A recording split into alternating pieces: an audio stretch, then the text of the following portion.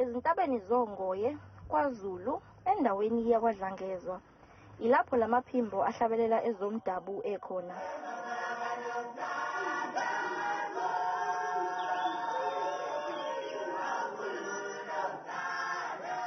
Amalunga lekwaya athi kubalekile ukuzazi. Know your roots as umuntu because thina we specialize kakhulu uculeni traditional music, so kuyasiza ukuthi uzazi ukuthi ndisukaphi uma ukuthi into uyayenza, yabo, kuthiwa umuthi ugotshwe semanzi. We have a really beautiful background and we should be showcasing it and embracing it more as abantu abasha, and even namaculo ethu are different and beautiful.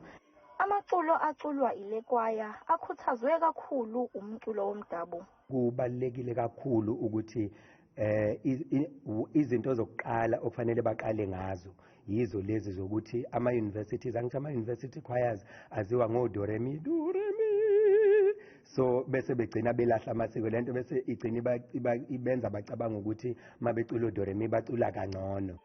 Omunye wabaphathi benyuvesi uchaze ngokubaluleka kokucula umculo wolimi lwebele. The importance of rendering such music is because of the location of our university. We are really deep in the rural areas of KwaZulu-Natal.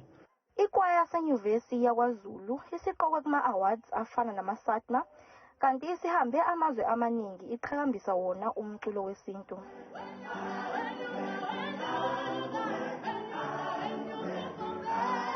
Ezindabeni zethu kumzansi wethu channel 163 nginguNozipho Xaba ngibika ngikwaDlangezwa empangeni kwaZulu Natal.